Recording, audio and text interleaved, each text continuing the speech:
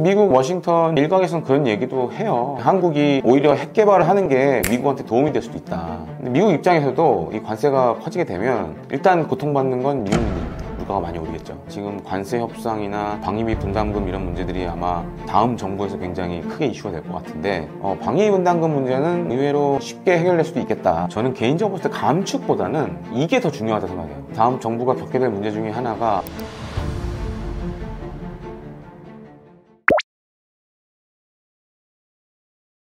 사실은 이제 트럼프 대통령이 지금 방위 분담금 압박을 하면서 여차하면 주한미군 감축할 수 있다라는 그런 뉴스들이 많이 나오고 있는데, 저는 개인적으로 볼 때 감축보다는 이게 더 중요하다고 생각해요. 감축할 가능성은 사실 적은데 향후 주한미군의 용도를 어떻게 쓸 거냐, 어떤 방향으로 주한미군을 운용할 거냐, 이게 더 중요하다고 보는데, 지금은 주한미군이 사실상 북한의 남침에 대비하는 일종의 이제 안전판 역할을 해주고 있잖아요. 그 유사시에는 또 미군이 또 증원되는 이런 체계를 갖고 있는데, 지금 트럼프 2기 행정부에서 얘기하는 걸 들어보면 주한미군의 전략적 유연성 문제를 계속 언급을 하고 있어요. 그 전략적 유연성이 뭐냐? 그러니까 그동안은 주한미군이 한반도 내에서만 작전하는 거를 생각했다라면, 지금은 주한미군이 예를 들어서 중국이 대만을 침공했을 때 사용될 수도 있다. 그 다음에 아니면 전 세계 다른 분쟁에 주한미군을 빼서 쓸 수도 있다. 그런 쪽으로 좀 생각을 많이 하고 있어요. 이게 사실 좀 의미하는 바가 크죠. 만약에 정말 주한미군이, 앞에서도 저희가 얘기를 했지만 중국이 대만을 침공할 때 대만을 도와주러 간다. 우리는 그럼 어떻게 해야 되죠? 그런 문제가 있고, 또 한 가지로는 그런 사이에 만약에 북한이 뭔가 군사적인 액션을 취한다. 그럼 우리는 어떻게 해야 되지? 주한미군이 지금 나갔는데 어떻게 해야 되지? 이제 약간 이런 딜레마에 빠질 수 있다는 거죠. 그래서 감축보다는 이제 주한미군의 활용성과 관련된 문제, 그러니까 전략적 유연성과 관련된 문제가 향후에 굉장히 큰 이슈가 되지 않을까 보고 있습니다. 만약에 완전히 떠난다 그러면 그때는 진짜 우리나라도 핵 무기 개발까지도 염두에 둬야죠. 이거는 주한미군이 떠난다라는 거는, 미국이 물론 이제 한국과 미국은 상호 방위 조약을 맺고 있지만, 상호 방위 조약과 함께 이 주한미군 주둔이 그동안 어떻게 보면은 우리나라 안보의 큰 틀 중에 하나였거든요. 만약 그런 미군이 나간다 그러면 그때는 정말 우리나라를 지키기 위해서 어쩔 수 없이 핵 개발이라는 카드를 꺼낼 수밖에 없는 거죠. 그 정도로 주한미군이 만약에 전부 떠난다 그러면 이거는 파장이 어마어마할 겁니다. 그래서 이제 하더라도 감축 정도가 제일 그나마 최적의 시나리오라고 할 수 있는데, 지상군은 떠날 가능성이 저는 조금 있다고 봐요. 대신에 이제 공군이라든지, 그러니까 지금 주한미군 잘 보면 주한미 공군과 주한미 육군이 가장 큰 걸 차지하고 있습니다. 근데 만약에 이제 우리가 다음 정부가 그런 주한미군의 전략적 유연성 문제와 관련돼서 뭔가 미국의 의도와 달리 다른 방향으로 얘기를 한다라 그러면, 어쩌면 이 트럼프 2기 행정부는 주한미군 감축 카드도 꺼낼 수 있을 거라고 저는 보고 있습니다.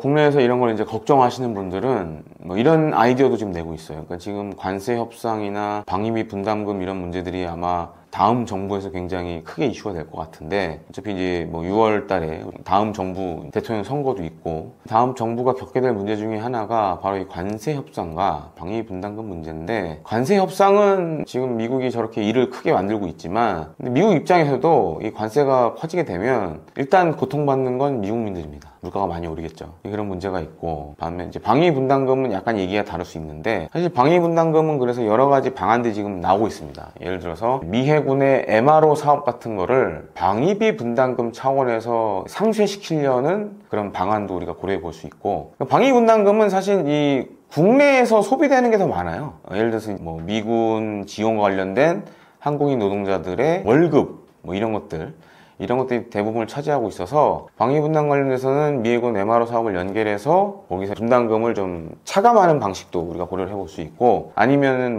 미 육군이나 미 공군의 유지보수 관리와 관련된 사업에 우리 기업들이 참여를 해서 우리 정부가 대신 돈을 지급을 한다던가, 이런 방식으로 좀 상쇄할 수 있어서 방위 분담금 문제는 의외로 쉽게 해결될 수도 있겠다라고 좀 생각하고 있습니다.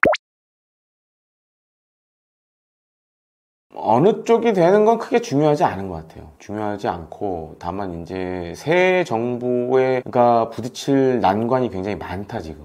사실 지금 이제 탄핵과 계엄으로 인해서 어떻게 보면 약간 정부가 공백 상태였잖아요. 반면에 이제 트럼프 2기 행정부는 출범을 했고, 그러다 보니까 트럼프 2기 행정부도 지금 파트너가 적절치 않다 보니 본격적으로 우리나라 관련된 이슈를 안 삼고 있는데, 새 정부가 출범하면 여러 가지 문제가 불거질 겁니다. 관세 문제, 그 다음에 주한미군과 관련된, 주한미군을 어떻게 활용할 것이냐에 대한 미국의 생각, 그 다음에 이제 방위분담금 문제. 근데 트럼프 1기 행정부 때도 사실 방위분담금 압박이 있었죠. 근데 그때도 보면 이게 트럼프 대통령의 특유의 이제 전략과 전술이라고 할 수 있는데, 일단 높게 부르고 봐요. 일단 높게 부르고 보고, 그렇다고 해서 우리 정부가 그걸 다 맞춰준 건 아니었어요. 1기 행정부 때도 보면. 그러니까 적정 수준 올려주고, 대신에 트럼프가 생색이 날 수 있게끔 약간 이제 환경을 마련해 줬죠. 근데 2기 때도 아마 비슷하게 가지 않을까 그렇게 보고 있고, 다만 거듭 말씀드리는 거지만 지금 트럼프 2기 행정부는 주한미군의 전략적 유연성을 굉장히 중요시하고 있기 때문에, 과연 이제 새로운 정부가 이거에 약간 이제 반대를 한다든가 이러면 여차하면은 병력을 뺄 수도 있어요. 빼고 다른 데로 재배치하겠다 이런 얘기를 꺼낼 수 있을 정도로 지금 주한미군의 전략적 유연성 문제를 굉장히 심각하게 보고 있기 때문에, 그에 맞춰서 우리 새 정부가 어떻게 대응하냐가 굉장히 중요하다고 할 수 있습니다. 이렇게 되면 잘못하면 미국의 대중국 압박 정책에 어쩌면 우리가 적극적으로 동참해야 될 수도 있어요. 그러면 또 한중간에 좀 외교적 마찰이 발생할 수도 있고, 이런 측면에서 굉장히 좀 신중한 접근을 해야 되지 않나라고 좀 생각을 하고 있습니다. 사실 이 동북아 국가, 특히 우리나라와 일본 같은 경우에는 이 미군에 의지하는 부분이 굉장히 크죠. 그리고 유사시 우리나라 같은 경우에는 뭐 이제 미군의 지원에서 싸우는 그런 작전 계획들을 다 갖고 있는데, 만약에 그런 주한 미군이 없다 그러면 동북아시아 전체의 외교 안보 균형이 다 무너지게 되는 거죠. 이제 일례로 대만 같은 경우에도 지금 기대를 하는 건 그거예요. 중국이 대만을 침공했을 때 미군이 개입하는 거를 걔도 이제 시나리오를 상정하고 있는데, 만약 미국이 개입을 안 한다라는 메시지가 계속 나오면 대만도 그러면 이제 자체 안보를 위해서 핵 개발을 해야겠죠. 그건 우리나라도 마찬가지고 일본도 마찬가지고. 그렇게 되면 동북아시아에 어떻게 보면 핵 도미노가 연쇄적으로 발생하는 거죠. 그래서 미국 이제 워싱턴 조야의 일각에서는 그런 얘기도 해요. 그러니까 이제 한국이 오히려 핵 개발을 하는 게 미국한테 도움이 될 수도 있다. 물론 주류의 의견은 아닙니다. 이제 아주 소수 의견이긴 한데, 왜냐면 그동안 수십 년 동안 북한이 핵을 못 갖기 위해서 여러 가지 제재 조치를 했는데 결론적으로 하나 효과가 없었다.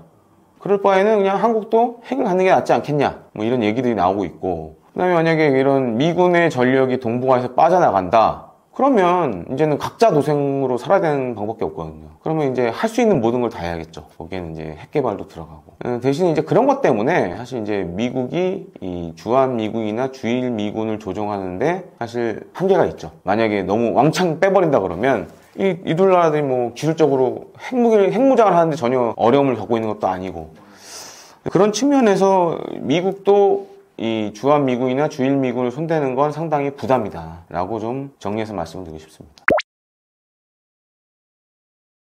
사실 지금 이제 우리나라 같은 경우에는 6월에 선거를 통해서 새로운 대통령이 선출될 거고, 그 다음에 새 정부가 들어설 겁니다. 근데 지금 우리 앞에 처해져 있는 현실이 그렇게 녹록하지만은 않습니다. 첫 번째로는 사실 경제도 안 좋고, 또 한 가지로는 트럼프 2기 행정부는 뭐 아시다시피 관세 전쟁이라든지, 그 다음에 이런 주한미군의 방위비 분담금이라든지 여러 가지 우리가 좀 힘들어할 만한 제안들을 많이 할 것 같아요. 그래서 보시는 구독자분들은 정말 이 격동적으로 움직이는 이 국제 정세의 변화를 잘 읽으셔야 될 것 같고, 시간이 되실 때마다 이 국제면이라든지 세계면을 뉴스를 좀 많이 보시는 게 이 생활에 많이 도움이 되지 않을까 이렇게 생각을 하고요. 떠먹여주는 TV 구독과 좋아요 알림 설정 꼭 해주시고요. 그 다음에 제가 운영하는 대영 제국도 시간 되시면 한 번씩 방문해 주시면 합니다. 고맙습니다.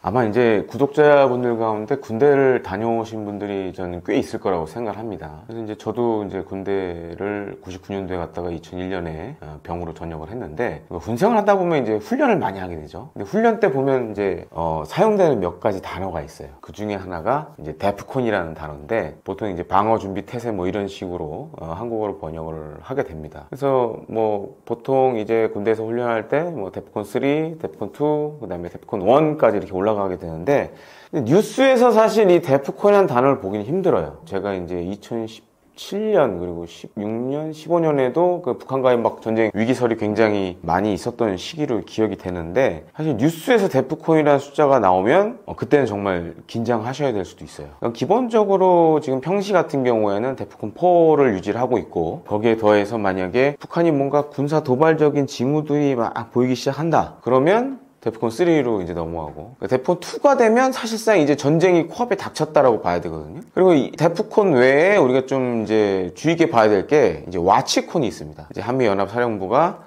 대북 감시 태세를 이제 설정하는 그런 단계라고 할 수 있는데, 만약에 뉴스에서 군 당국에서 와치콘을 상향했다라는 얘기가 나오면 그때는 약간 이제 위험한 시그널로 봐야 되는 거죠. 근데 이제 우리나라 같은 경우에는 이런 앞서 제가 말씀드렸던 데프콘이나 와치콘하고 달리 이게 갑자기 막 남북 관계가 악화되면서 막 전쟁이 일어날 듯한 징후들이 막 생기기도 해요. 저는 실제로도 그런 일을 몇 번 겪었었는데, 과거에 이제 북한이 우리 GOP에서 근무하는 우리 육군 장병들 대상으로 지뢰 도발했을 때, 그때도 굉장히 위험했던 순간들이 몇 번 있었어요. 그래서 제가 심지어 와이프한테 전화를 해가지고 빨리 편의점 가서 햇반하고 스팸 사놔라, 생수 좀 사놓고, 그러기도 했었고, 2017년도에는 진짜 그런 얘기들이 많았었어요.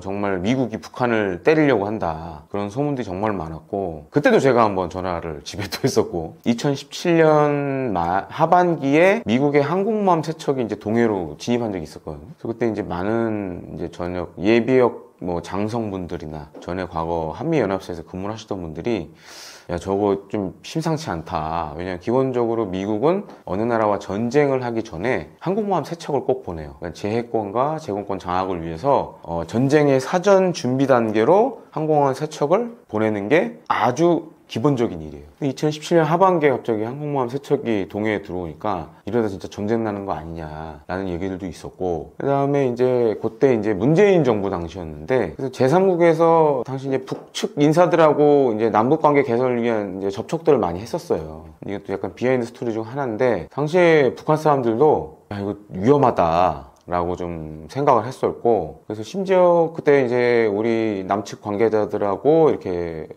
대화할 때도 정말 미국이 북한을 때리려고 저러는 거냐 이렇게 물어봤을 정도로 2017년 하반기 그리고 연말이 굉장히 위험했었어요. 그래서 이제 잘 아시다시피 이제 평창 동계올림픽 대회에 김여정과 북한의 고위 인사들이 내려왔잖아요. 그 배경도 사실은 그런 위기감에 좀 있었어요. 지금 이렇게 만약에 남북 대화도 안 하고 북미 대화도 안 하게 될 경우에는 정말 미국이 북한을 때릴 수 있다, 그런 좀 경각심을 갖고 그때 사실 평창 동계올림픽 때 특사로 내려왔었죠. 사실은 이제 아시다시피 서울은 거의 이제 주거하는 사람이 1000만 명이 거의 넘죠. 수도권 포함하고 그러면 더 많을 텐데, 보통 이런 1000만 명이 넘게 사는 도시를 메가시티라고 합니다. 과거에 이제 미군 같은 경우에는 과거도 아니죠. 한 몇 년 전에 그런 보고서를 내는 적이 있어요. 그러니까 지금 이제 만약 미국과 중국이 충돌을 하게 되면 이런 특히 동북아시아 이런 메가시티들이 너무 많은데, 예를 들어서 이제 서울도 사는 사람이 한 1000만 명 넘고, 동경도 한 2000만 명 되고, 대만 타이베이도 비슷한 수준이에요. 한 1000만 명 가까운 인구가 살고 있는 곳이기도 한데, 그럼 이렇게 큰 도시에서 과연 군사작전을 벌이는 게 쉽지 않을 것 같다, 그런 얘기들도 있었고, 그 다음에 서울 같은 경우에는 구독자분들도 아시겠지만 6.25 전쟁 때 6.25 전쟁을 한번 겪어봤죠. 그리고 사실 강남 개발도 그런 군사적인 목적이 있었어요. 그래서 강북에 있는 인구를 분산시키기 위한 그런 목적도 있었지만, 6.25 때 한번 겪어보니까 강북에 너무 많은 인구가 있다 보니까 피난 가는데 너무 힘들다. 그래서 그런 것 때문에 강남 개발을 사실 한 부분도 있고, 그다음에 이제 잘 아시다시피 이제 우리가 자유로 쪽 가보면은 대전차 방벽 같은 게 있잖아요. 그런 것들 다 이제 북한의 남침에 대비해서 한 것도 있고, 그다음에 사실 이거 일산 신도시 같은 경우에는 아예 설계 단계부터 그런 군사적 목적으로 만들었고, 그러니까 예를 들어서 이제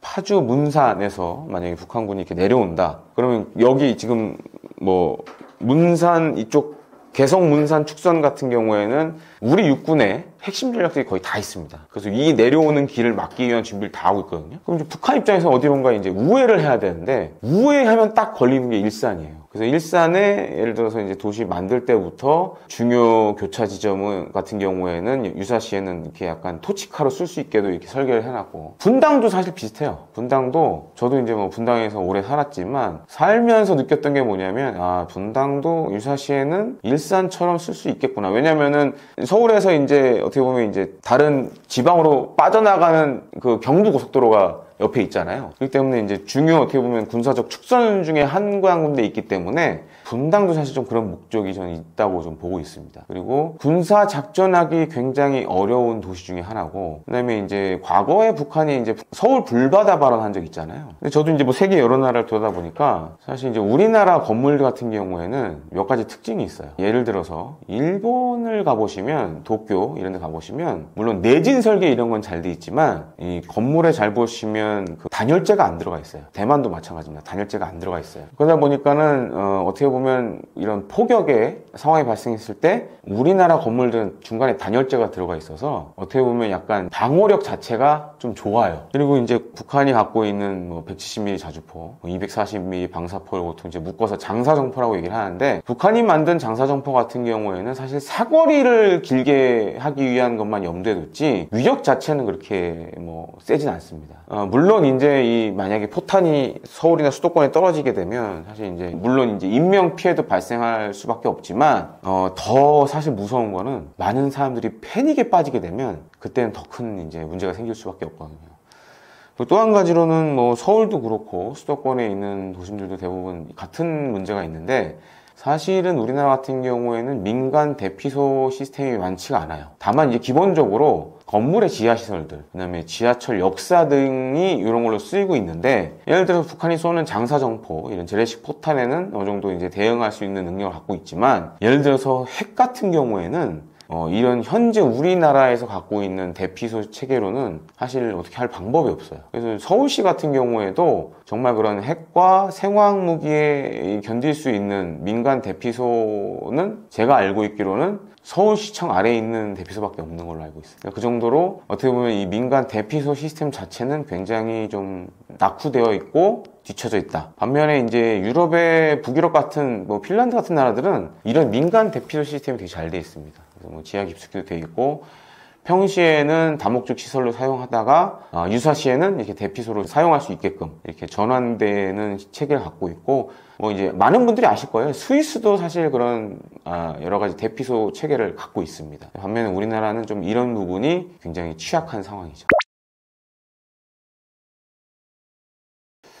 사실 이제 지난해 국군의 날 행사 때 처음 현무5가 등장을 했었죠. 사실 저도 그때 국군의 날 당시 이제 그 나온 이동식 발사대와 이런 것들 보면서 사실 깜짝 놀랐는데, 현무5가 이 대략 이제 짐작해본 길이로만 봤을 때는 현재 그 미국이 갖고 있는 대륙간 탄도미사일 미니트맨 3하고 거의 크기가 비슷해요. 사실은 미사일의 크기로만 봤을 때는 거의 대륙간 탄도미사일급이다 라고 말씀을 드리고 싶고, 이제 일각에서는 뭐 한 발로 평양을 초토화시킨다 뭐 이런 얘기를 하는데, 그건 약간 좀 과장이 섞인 얘기고, 현무5는 사실 재래식 탄두를 갖고 있는 탄도미사일입니다. 근데 이제 추정키로는 열압력탄을 사용하는 것 같아요. 열압력탄이 뭐냐면, 폭발했을 경우에 상당한 폭발량과 함께 열과 압력이 동시에 발생을 합니다. 그래서 국가연에 뭐 나오신 분이 이제 설명하기로는 여러 발의 현무5를 만약에 평양에 쏘게 되면 평양 시내가 초토화될 수 있다라고 이렇게 얘기를 하는데, 뭐 틀린 얘기는 아닌 것 같아요. 작년 10월에 나왔던 현무5는 이제 어떤 분들은 뭐 벙커버스터, 지하 관통 기능이 있다고 하는데, 제가 확인해 본 바로는 아직 그런 기능은 없는 것 같고, 향후에 나올 뭐 현무5 -2, -3 뭐 이런 게 지금 계속 준비를 하고 있거든요. 차후 개량형에는 정말 이 지하 깊숙한 곳까지 관통을 시킬 수 있는 그런 능력을 갖출 걸로 이렇게 알려져 있고요. 다만 이제 이번에 공개됐던 거는, 왜냐면 이제 지하 시설물을 공격을 하려면 지상에 있는 건물들을 없애야 됩니다. 그래서 이제 그런 목적으로 개발을 했다라고 제가 취재를 해보니까 좀 이제 파악이 그렇게 되고 있고, 추후에는 아마 이제 지하 깊숙이 있는 북한의 중요 시설물을 타격할 수 있는 그런 기능도 갖출 것으로 지금 예상이 되고 있습니다. 사실은 이게 굉장히 뭐 생각하고 싶지 않은 시나리오 중에 하나인데 근데 그나마 우리나라가 다른 나라에 비해서 좀 장점으로 꼽히는 것 중에 하나가 뭐 구독자분들 중에도 많이 이제 아실 겁니다. 우리나라 같은 경우 특히 서울 시내 같은 경우에는 이런 초고층 빌딩에 방공 포대들이 다 있어요. 20mm 벌컨이라던가 그 다음에 이제 뭐 우리나라에서 만든 신공, 뭐 미스트랄 이런 것들이 사실 이제 중요한 지점 건물 옥상에는 기본적으로 다 배치가 돼 있고, 그 다음에 서울은 잘 보시면은 이렇게 산으로 둘러싸여 있잖아요. 그래서 중요한 산 정상에는 사실 대부분 방공포대들이 있습니다. 근데 이제 드론 같은 경우에는 사실 이제 크기가 작기 때문에 레이더에 잘 안 잡혀요. 그리고 레이더에 잡히더라도 굉장히 가까운 거리에 와야지만 잡을 수가 있어요. 그래서 이제 그런 단점들이 있는데, 그나마 이제 다행인 건 우리는 다른 나라들에 비해서 그런 이제 방공 진지들을 서울 시내에 다 있고, 그리고 이제 뭐 육안으로 이제 만약에 파악이 된다 그러면 요격할 수 있는 그런 체계를 갖고 있는데, 1000기 정도 날라오면 사실 이 1000기의 드론 중에 대부분은 목표가 아마 이런 방공 시설일 겁니다. 그러면 이런 드론들에 의해서 만약에 방공 시설이 공격을 당하면 방어 체계가 다 무너지는 거죠. 그렇기 때문에 막기 좀 되게 어려울 것 같다라고 좀 말씀을 드리고 싶습니다. 이것도 정말 상상하기 싫은 시나리오 중 하나인데, 실제로 북한의 특수작전군이 과거에 그런 청와대를 모형으로 만들어 놓고 점령하는 훈련들을 보여주긴 했어요. 가장 중요한 건 특수부대들이 그러려면 청와대까지 와야겠죠? 그럼 어떻게 와야 되느냐가 이제 가장 큰 고민인데, 그래서 이제 북한이 많이 가지고 있는 것 중에 하나가 이제 AN2라는 그런 수송기를 많이 갖고 있습니다. AN2는 대부분 재질들이 목재류로 돼 있어요. 나무로 만들어져 있는 부분이 굉장히 많습니다. 그래서 레이더에 뭐 잘 안 잡힌다는 얘기도 하는데, 근데 제가 이제 확실히 말씀드리자면 우리 군이 갖고 있는 레이더로는 AN2 잡는데 문제가 하나도 없습니다. 저는 심지어 이제 그런 것도 본 적이 있는데, 그렇기 때문에 중요한 거는 특수부대가 내려면 뭐 AN2나 이런 걸 타고 내려와야 되는데, 내려오기 전에 이미 다 우리 군은 파악을 할 수 있다. 그리고 거기에 맞춰서 다양한 요격 수단들을 갖고 있기 때문에 청와대에 북한군 깃발이 꽂힐 가능성은 제가 봤을 때는 굉장히 희박해 보인다 라고 좀 정리를 하고 싶습니다.